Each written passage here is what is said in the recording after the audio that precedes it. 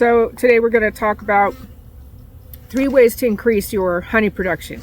And honey production starts not in June or May, whenever your flow is.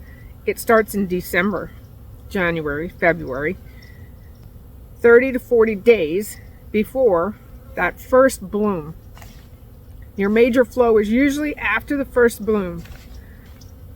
Your major flow is probably not your first bloom. The first blooms are maples, dandelions, things like that, and that's what gets your production going as far as your population. Population is a huge factor in your honey production.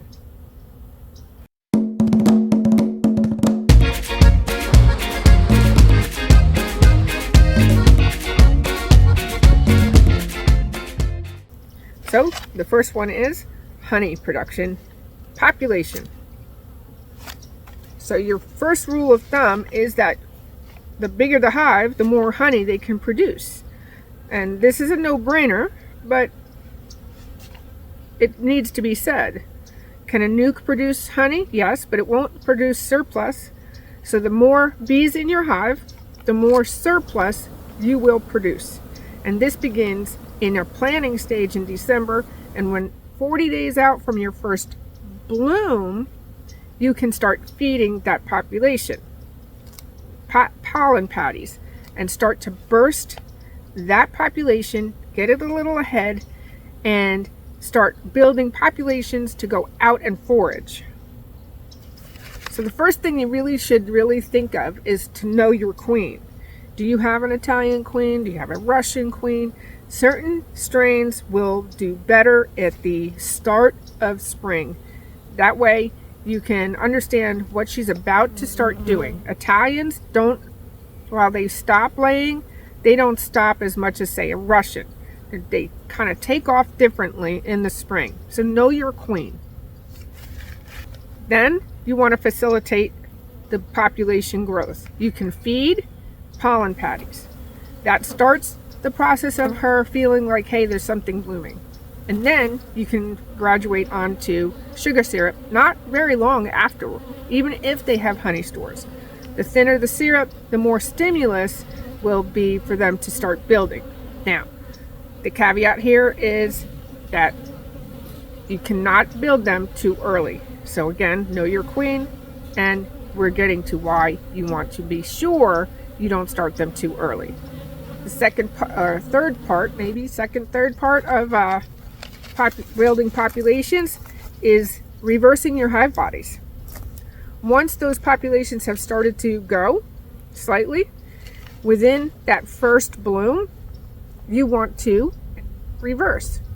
Reversing hive bodies is because sometimes the queen goes up into the stores. Your stores have been on top all winter, and she is moved up as stores empty, and she's on the top. If you have more than one hive body too, you want to reverse that. And that way she just feels the room, she won't swarm on you, and it makes them build faster. I've reversed, and it really does work. I've had old timers say, don't reverse, they'll make them swarm. If you're on top of your populations, they won't swarm. You have to be a conscientious beekeeper. These are not just things you... Again, man. Bitch.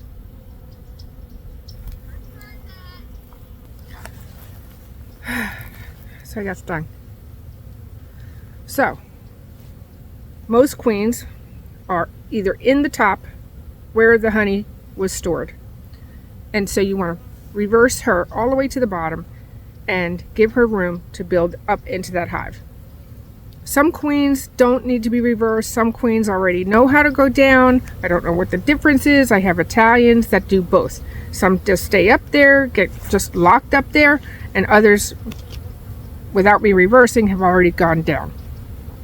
So reverse your hives. It helps, and do one and not the other and see what happens. Another part of your populations that I have found is that if you keep your hives in a sunny location, I have some hives that I use in the summer and I like to have them in a shady or part shady, get out of here, a part shady location. But in the winter, it's so dark, they just stay cold and they use their resources to stay warm. So I move those hives out into where it's sunny. So you may have to consider moving a hive just slightly, stay in the sun. Because in the winter and then early spring, those hives tend to move faster and get going earlier, and also their populations tend to just start going sooner. So big hives, population-wise, make surplus honey. Big hives make surplus honey even when it's just a low flow. Now, it's not a dearth, but a low flow. Medium hives, they sustain, and low populations, you're going to have to take care of them and baby them. So populations are super important in honey production. The second thing to consider is your flow. What is your flow? What is your main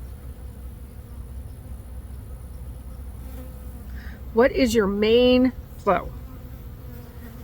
I have my notebook, and I have years of notebooks that tell me when things start blooming. Not just main blooms, but everything I see blooming, and if I can identify it. I don't always identify everything, but the main flow. You want to know, what is your first thing? Mine's maple. Then come brambles, then come willow, and then in May, the end of May through June, is the popcorn or Chinese tallow trees. That's it's a honey storm from the Chinese tallow trees. A honey storm, it's like drips honey basically from the trees. But you as a beekeeper need to keep track of things that bloom. Maybe what is it in proximity to your hives, and that way you have an idea of what's coming in. The date that they bloom, and you can find this on any state, ag resources, things like that. Then you can again plan, just like with the populations. What is the 30-day window? It blooms June 1st, so you have a 30-day window. You have to make sure just before May 1st that you start planning populations. It all runs together. So we all know that there's these people out there, beekeepers, who don't have a clue as to what is blooming where they are. And their hives still make honey, and they sell it, and they give it away for all the relatives, whatever. Yeah, but that's that, one-off person. You want to know your bloom. That way you can facilitate your population, help with your bees. That way they won't starve. You know what is about to happen. It takes about 21 days for a worker to emerge from egg until emergence. So that's another reason, if you know your flow, you can facilitate that 21 days to 30 days to 40 days window, that you can help understand what kind of population do you need. They need that 1 or 2 runs of population of emergence, so that your population can then go forage. That first bloom, say maple, then that maple is then used to build bigger populations. But if you don't help them, now this is not to say this is for population so that you have a larger honey production. This is not just normal beekeeping where you kind of have bees. I'm not saying run out and do this. It's for honey production. Just had to put that in there. If you want to start that population, knowing your flow, knowing when things bloom, because if you put out dry pollen for, just say, the open yard, they won't take dry pollen. Lost your whole window at building your population. Your knowledge of blooms will help plan feeding, and knowing the type of bloom will help you understand what's happening in the hive. And my first blooms are maple and clover and a little bit of hazel. And these are my population builders. I don't expect a surplus from this bloom. Then comes the willow and more, and it starts to have a nectar surplus, but I don't really expect too much surplus at that point. So if it's a large hive with big populations, that's when I get a surplus. Again, we go back to population again. It's all related. So get your book, maybe it's your hive book or a separate book, and start learning dates of blooms and what it is that's blooming. You can actually then go and say, hey, what is the value of that pollen? Some things have better pollen than others. The third and final thing, it all relates again. The third and final thing is your equipment. So even though equipment is, she's gonna sting me, get out of her way. So equipment is obvious and maybe not so obvious, because if your flow can fill, if your flow can, why are you all after me today?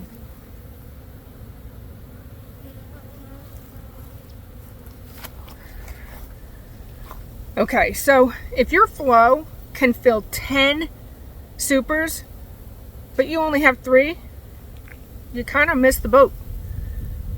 Knowing your flow, prepping your equipment. If you want to fill 10 supers but don't have 10 supers, you can't fill 10 supers. You can only fill with the 3 you have. So there's a little bit of a remedy to this, and that is pulling honey as it's capped. So if you belong to a bee club that only has an extractor ready once a season and waiting for everybody to bring in their honey, you're out of luck again. So what is your investment in producing honey? And you can do the crush and strain, but again, your equipment won't be ready for the next flow. Once you crush that piece of comb, then they have to rebuild it. And rebuilding comb, or building comb alone, it takes about 8 pounds of honey to make 1 ounce of wax. So if you're foundationless like I am, if you have drawn comb can help you increase that honey production. The general rule is 7 out of 10 frames being full, you can add a super. But if you have 2 supers ready to go that have drawn comb in it, that's like a gold mine.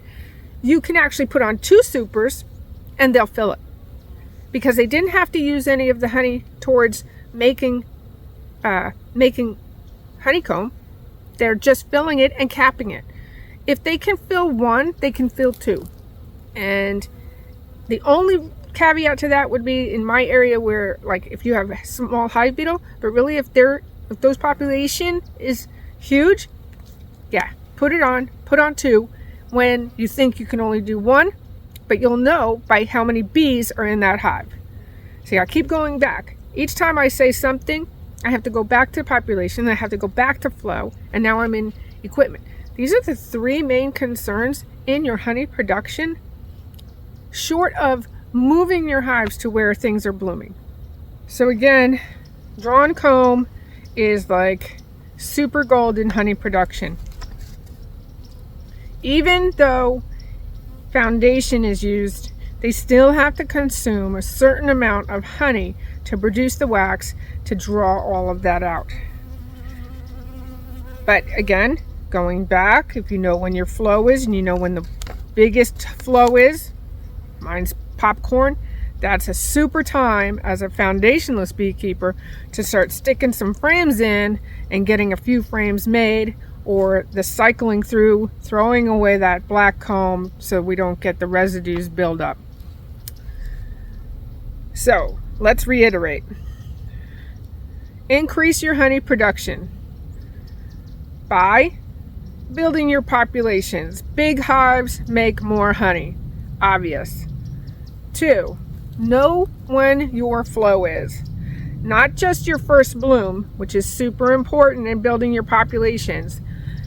Know your first bloom and your major flows so that you can be ready with the populations to go get it. And 3rd, your equipment. I can have a 3-supered hive.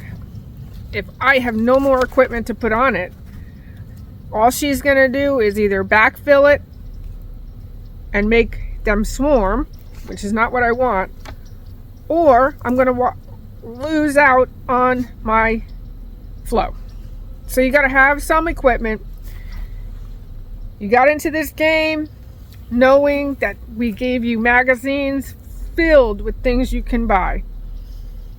It doesn't matter what kind of hive tool you may have. It doesn't matter the hat or the shirt that you buy, the Huck or My Real Tree or whatever. What matters is that piece of equipment can go on that hive and soak up that honey. So go get that notebook, start making your notes, and in 3 years' time, 3 seasons, you'll know what's blooming. And it's amazing what you didn't know before. So I hope that helped you maybe plan and maybe gave you a little food for thought. Other people do things, it all falls back to those 3 things. Don't sell yourself short. Get yourself ready. If you want to just enjoy your hive, enjoy it. This is for those people that want to increase that honey production. Until next time, peace out, bruh.